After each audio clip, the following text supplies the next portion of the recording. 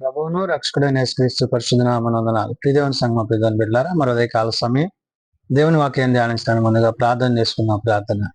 కృపగల తండ్రి, దయగలమైన నీ బంగారు పాదాలు కొలెక్కలేని వందనాలు, స్తుతులు, స్తోత్రములు. గతించిన రాత్రంతా నీ రెక్కల చాటును కాల్చి కాపాడి సంరక్షించిందా మరో కాల సమయం సజీవులు ఎక్కడి నుంచి ప్రార్థించుండగా వాక్యమైన దేవుడు వాక్యం ద్వారా నాతో మాతో మాట్లాడి మీరే మహిమాకంతా ప్రభావాలు పొందమని యేసునామమున నడుచున్నాం తండ్రి. ఆమేన్. దేవుని సంగమ ప్రియదేవుని బిడ్డలారా, ఎడదముకు ఏర్పాటు చేయండి. దేని వాక్య భాగము అపోస్తలుడైన పౌలు గలతీయులకు రాసిన పత్రిక 4వ అధ్యాయము 21 నుంచి 31 వచనం ఈ విధంగా ఉంది. లెంటులోని 4వ ఆదివారం కొరకు ఏర్పాటు చేయబడిన పత్రికా వాక్య భాగము అపోస్తలుడైన పౌలు గలతీయులకు రాసిన పత్రిక 4వ అధ్యాయము 21 నుంచి 31 వచనములో ఈ విధంగా రాయబడి ఉన్నది. ధర్మశాస్త్రమునకు లోబడి ఉండ గోరువారులారా, మీరు ధర్మశాస్త్రము వినుటలేదా? నాతో చెప్పుడి. పౌలు గలతీ సంఘానికి చెప్తున్న మాట. అవును, ధర్మశాస్త్రానుసారంగా జీవిస్తూ ధర్మశాస్త్ర సంబంధమైన ఉద్దేశాలు కలిగి దేవుని యొక్క మాటల చేత ఉపదేశముల చేత మనము జీవించవలసి ఉన్నదనే విషయాన్ని వారు గమనించారు. ఇక్కడ ప్రభు యొక్క ప్రేమను, ప్రభు యొక్క ఉద్దేశాన్ని కలిగి ఉన్న పౌలు వెనుదిరుగక విశ్వాసమందు నమ్మకముగా ఉండుటకు దేవుడు వారికి అప్పజెప్పిన బాధ్యతల్లో అనగా క్రీస్తు ప్రేమలో వారు కొనసాగుతూ దేవుని యొక్క స్వాతంత్ర్యతను అనగా మనము స్వతంత్రులమే గాని దాసులము కాదు అనే మాటలను ఇక్కడ గుర్తు చేశాడు. ఎందుకని పౌలు ఈ మాటలు చెప్తాడంటే, ధర్మశాస్త్రమునకు లోబడి ఉండగోరు వారులారా, మీరు ధర్మశాస్త్రం వింటలేదా? నాతో చెప్పుడి. దాసి వలన ఒకడును, స్వతంత్రాలు వల్ల ఒకడును, ఇద్దరు కుమారులు అబ్రహామునకు కలిగిరని రాయబడి ఉన్నది అంటాడు. అంటే అబ్రహాము యొక్క కుటుంబంలో కలిగిన ఇద్దరు బిడ్డలను బట్టి అనగా దాసి వలన కలిగిన ఒక కుమారుడు, మరి ఇంకొక కుమారుడు స్వతంత్రాలు వల్ల కలిగిన కుమారుడు అని పౌలు ప్రస్తావిస్తూ అక్కడ అంటున్నాడు, ఆయనను దాసి వలన పుట్టినవాడు శరీర ప్రకారము పుట్టెను, స్వతంత్రురాలు వల్ల పుట్టినవాడు వాగ్దానమును బట్టి పుట్టెను అంటాడు. దాసి వలన పుట్టిన మరి హాగరుకు కలిగిన బిడ్డను బట్టి అక్కడ అతడు శరీర ప్రకారం కలిగిన వాడుగాను, మరి ఇక్కడ దేవుడు తను ఆశీర్వదించిన మరి స్వతంత్రురాలిగా పుట్టిన వాని గాల్చి కూడా ఇక్కడ పౌలు ప్రస్తావిస్తున్నాడు. అందుకనే ఈ సంగతులను అలంకార రూపముగా చెప్పబడినది. ఈ స్త్రీలు 2 నిబంధనలై ఉన్నారు అంటున్నాడు. అంటే ఒకరు శరీర సంబంధంగాను, ఒకరు వాగ్దాన సంబంధంగా ఉన్నారు అనే మాటని పౌలు ప్రస్తావిస్తూ, వాటిలో ఒకటి సినాయి కొండ సంబంధమైనదై దాస్యములో ఉండుటకు పిల్లలు కనును. ఇది హాగరు.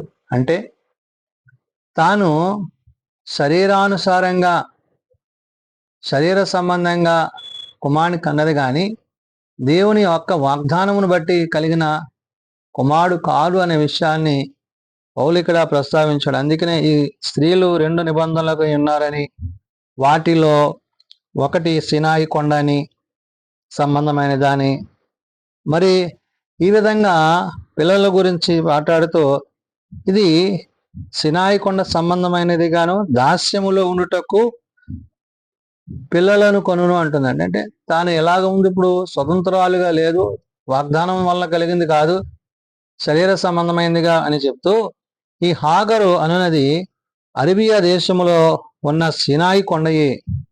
ప్రస్తుతమందు యెరూషలేము దాని పిల్లలతో కూడా దాస్యమందు ఉన్నది కనుక ఆ నిబంధన దానిని ధీటుగా ఉన్నది అంటున్నాడు. అంటే ఆ ప్రాంతములో ఆ ప్రజలు వీళ్ళందరూ కూడా ఈ హాగరు వల్ల కలిగిన సంతానముగా వారి శరీర సంబంధులుగా ఉన్నారు కానీ వాగ్దాన పుత్రులుగా లేరు, వాగ్దాన సంబంధంగా దేవుని యొక్క ఉద్దేశానుసారంగా వారు లేరు అనే విషయాన్ని పౌలు ప్రస్తావిస్తున్నాడు. అయితే పైనున్న యెరూషలేము స్వతంత్రముగా ఉన్నది, అది మనకు తల్లి. ఇందుకు గాను గొడ్రాల సంతోషించుము, ప్రసవ వేదన పడనదానా బిగ్గరగా కేకలు వేయము, ఎలయనగా పెనిమిటి గల దాని పిల్లల కంటే పెనిమిటి లేని దాని పిల్లలు ఎక్కువ మంది ఉన్నారు అని వ్రాయబడి ఉన్నది అంటున్నాడు. అంటే ఆ జనాంగాన్ని బట్టి దేవుని యొక్క బిడ్డలుగా శరీర సంబంధులుగా ఉంటున్న ఆ కుమారులిద్దరిని బట్టి వారి తల్లులను బట్టి పౌలు ఇక్కడ ప్రస్తావిస్తున్నాడు. అంటే మనము స్వతంత్రురాలుగా ఉన్న ఆ యొక్క దాసుల యొక్క కాలమును బట్టి, అంటే ఏదైతే దేవుడు తాను ప్రేమించి తాను తన యొక్క సేవకుణ్ణి మరి తన యొక్క ఉద్దేశాన్ని అక్కడ వ్యక్తపరిచారో, మరి ఆయన ఇచ్చిన వాగ్దానానికి సంబంధించిన కుమారుడు, ఒకరేమో శరీర సంబంధంగా కలిగిన వారు. కాబట్టి వీరిద్దరిని బట్టి పౌలు అక్కడ ఈ మాటలను ప్రస్తావిస్తూ అంటున్నాడు, సహోదరులారా, మనమును ఇస్సాకు వలె వాగ్దానమును బట్టి పుట్టిన కుమారులమై ఉన్నాము అంటున్నాడు. అంటే ఇస్సాకు వాగ్దానం ద్వారా పుట్టాడు కాబట్టి ఇప్పుడు దేవుని బిడ్డలైన వారు అందరూ ఏమవుతున్నారు? ఇస్సాకు వలె, అంటే వాగ్దాన పుత్రులుగా మనం ఉంటున్నాము. శరీర సంబంధంగా కాదు కానీ వాగ్దాన సంబంధంగా ఉంటున్నాము అనే విషయాన్ని గుర్తు చేస్తూ, అప్పుడు శరీరమును బట్టి పుట్టినవాడు ఆత్మను బట్టి పుట్టిన వాణిని ఎలాగా హింస పెట్టనో ఇప్పుడును అలాగే జరుగుతున్నది అంటున్నాడు. అంటే ఇక్కడ శరీర సంబంధమైన ఆలోచన కలిగిన వ్యక్తికిని వాగ్దానం కలిగిన ఆలోచన వ్యక్తికి ఉన్న వ్యత్యాసాన్ని పౌలు ప్రస్తావించాడు. అందుకనే అప్పుడు శరీరమును బట్టి పుట్టినవాడు ఆత్మను బట్టి పుట్టిన వాణిని ఎలాగా హింసించునో అంటున్నాడు. అంటే ఏంటి? ఈ శరీరమును బట్టి పుట్టిన ఈ యొక్క హాగరు యొక్క కుమారుడు మరి వాగ్దానాన్ని బట్టిన ఆ యొక్క ఇస్సాకును ఏ విధంగా, అంటే ఏ విధమైన వివాదాలకు అక్కడ వారు చోటు కలిగి ఉన్నారనే విషయాన్ని గుర్తు చేస్తూ, హింసపెట్టులో ఇప్పుడును అలాగే జరుగుతున్నది అంటున్నాడు. అంటే ఏంటి? దేవుని యొక్క వాగ్దాన సంబంధమైన కలిగిన బిడ్డను బట్టి అక్కడ దేవుడు తన కార్యాన్ని తన బిడ్డ పట్ల జరిగిస్తాడు. అయితే ఇక్కడ శరీర సంబంధమైన ఆగరు కలిగిన ఆ యొక్క బిడ్డను బట్టి అది శరీర సంబంధంగా ఉన్నది కాబట్టి అందులో దేవుని యొక్క ప్రమేయం లేదనే విషయాన్ని పౌలు ప్రస్తావించు ఇందును గూర్చి లేఖనము చెప్పుచున్నది. ఏమని? దాసిని దాని కుమారుని వెళ్ళగొట్టము, దాసి కుమారుడు స్వతంత్రాలి కుమారులతో పాటు వారసుడై ఉండడు అంటున్నాడు. అంటే దాసి అంటే పనిగత్తే, పని ఆమెలాగా ఆమె అక్కడ ఉన్నది తప్ప అబ్రహాంకి, ఇక్కడ స్వతంత్రురాలి కుమారుడుగా ఉన్న ఈ యొక్క ఇస్సాకును బట్టి, అంటే వాగ్దాన పుత్రునితో వాగ్దానము లేని వ్యక్తికి సంబంధము లేదు అనే విషయాన్ని పౌలు ప్రస్తావించాడు. అందుకనే అంటాడు, కాగా సహోదరులారా, మనము స్వతంత్రులాని కుమారులమే గాని దాసి కుమారులము కాము అంటున్నాడు. అంటే అక్కడ దేవుని యొక్క వాగ్దానాన్ని బట్టి, దేవుని యొక్క మాటను బట్టి, దేవుని ఉద్దేశాన్ని బట్టి కలిగిన సంతానము ఇస్సాకును బట్టి, ఆ ఇస్సాకు యొక్క వంశావళిని బట్టి అక్కడ పౌలు ఆనాడు గలతీ సంఘానికి, నేడు సార్వత్రిక సంఘానికి తెలియజేస్తున్నాడు. అనగా నేడు మనము క్రీస్తునందు వాగ్దానము చేత ఆ యొక్క వాగ్దాన భూమిలో ప్రభువుతో మనం ఉండాలంటే ఆ వాగ్దాన పుత్రుని కలిగిన ఆ యొక్క ఉద్దేశాల చేత మనము జీవించాలి.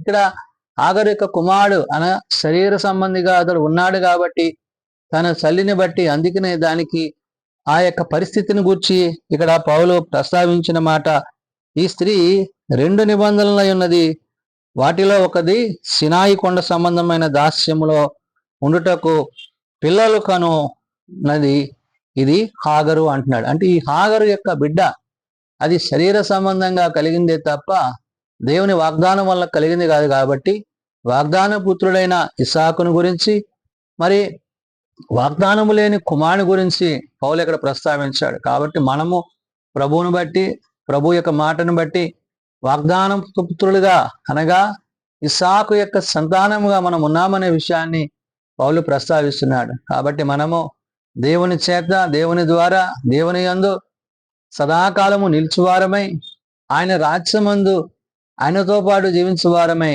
ఎందుకంటే ఆయన వాగ్దానం చేశాడు కాబట్టి, ఆనాడు అబ్రహాంతో ఆయన చేసుకున్న వాగ్దానానికి తగిన వారముగా నేడు మనం జీవించి ప్రభుతో, పరిశుద్ధాత్మతో సదాకాలము జీవించు వారమై ఉండాలని భక్తుడైన పౌలు ఆనాడు గలతీ సంఘానికి నేడు సార్వత్రిక సంఘానికి తెలియజేసిన మాటలు. ప్రార్థన చేసుకుందాం. మమ్మల్ని మిక్కిలిగా ప్రేమించిన మా తండ్రి, కృప కలిగిన దేవ, అవును నాయన, నీ యందు, నీ ప్రేమ యందు, నీ పిలుపునకు లోబడి నాయన నిన్ను సేవించిన నీ దాసుని బట్టి నాయన తన జీవితంలో ఏర్పడిన ఈ కుటుంబ వ్యవస్థలలో శరీర సంబంధాలు, వాగ్దాన పుత్రులను గురించి నీవు తెలియజేశావు. అవును నాయన, మరి హాగరు శరీరానుసారంగా వాగ్దానము లేనిదిగా కుమారునికని ఉన్నదని, మరి నీ దాసురాలు శారా మరి తాను వాగ్దానము చేత ఇస్సాకును కని ఉన్నది కాబట్టి నాయన వాగ్దాన పుత్రుని యొక్క సంతానముగా నీ యందు, నీ మాటల యందు నేడు మేము జీవించువారమై ఉన్నామని భక్తుడైన పౌలు గుర్తు చేస్తున్నాడు. ఆనాడు గలతీ సంఘానికి, నేడు సార్వత్రిక సంఘానికి తెలియజేసే మాట ఏంటంటే, మనము వాగ్దాన సంబంధులుగా దేవుని యొక్క మాటను బట్టి ఆయన యందు, ఆయన యొక్క ఉద్దేశాల యందు మనం జీవించినట్లయితే ఆయనతో పాటు ఆ నిత్యరాజ్యంలో చేరువై ఉంటామని పౌలు గుర్తు చేస్తున్నాడు. కాబట్టి నాయన దాసి యొక్క గృహాన్ని బట్టి, మరి ఆ యొక్క బిడ్డను బట్టి నాయన అది మరి వేదనతోనూ సీనాయి కొండను గుర్చిన అనుభూతులను అక్కడ గుర్తు చేసింది. కాబట్టి నాయన మరి దాని యొక్క పరిస్థితులను, అట్టి పరిస్థితుల్లో నీ బిడ్డలు ఉండకుండా నాయన వాగ్దానము చేయబడిన నీ బిడ్డలుగా అందరూ ఉండుటకు నీ సహాయం దయచేయండి. నీ యందు నమ్మిక ఉంచి, నీ యందు విశ్వాసం ఉంచి, నీవిచ్చిన వాగ్దానాన్ని బట్టి నాయన నీ యందు మేమును, మా యందు నీ మాటలో నిలిచినట్లు నీ బిడ్డలుగా, నీ కుటుంబముగా, నీ జనమైన ఇశ్రాయేలీలుగా ఉండుటకు అన్యజనమైన మమ్మల్ని మీరు పిలిచి ప్రేమించి మీరు మాకు ఇచ్చిన ఈ యొక్క నూతనమైన ఆలోచనలను బట్టి, తలంపులను బట్టి, నూతనత్వాన్ని బట్టి నీలో కొనసాగుటకు సహాయం దయచేయండి. మళ్ళీ బలపరచండి, రోగులను స్వస్థపరచండి. హాస్పిటల్స్ వద్ద, ఇండ్ల వద్ద ఉన్నారు, ముట్టిలు ఏమైనా ఎత్తండి. తమ పిల్లలను పోగొట్టుకున్న కుటుంబాలను ఆదరించండి. ఏ ఒక్కరు నశించక అంతటా అందరూ మారు మనసు కలిగి పాపక్షమాపణ కలిగి నేను ఇచ్చి రాజ్యంలో చేరగలిగిన కృప ప్రతి వారికి దయచేయమని, ఈ దినమంతా నీ పరిచర్యలో, నీ సేవలో ముందుకు కొనసాగుతూ రేపటి సమాధి కొరకు మమ్మల్ని సిద్ధపరచమని యేసునామమున అడుగుచున్నాం తండ్రి, ఆమేన్. పరలోకమందున్న మా తండ్రి, నీ నామం పరిశుద్ధపరచబడు గాక, నీ రాజ్యం వచ్చుగాక, నీ చిత్తం పరలోకమందు నెరవేర్చినట్లు భూమి మీద నెరవేరగాక. మానదనలు మాకు దయచేయం, వాళ్ళ ప్రార్థన చేసిన వారిని క్షమించిన ప్రకారం ఆ ప్రార్థనను క్షమించు. శోధనల కాదు శూన్యం తప్పించము. రాజ్యము, శక్తి, మహిమ నిరంతరము నీవే అయినవు తండ్రి, ఆమేన్. మన పరమ తండ్రి అయిన దేవుని ప్రేమ, ప్రభువైన యేసుక్రీస్తు కృప, ఆదరణకర్త అయిన పరిశుద్ధ ఆత్మ సహాయము సదా తోడయండి సంరక్షించును గాక. ఆమేన్.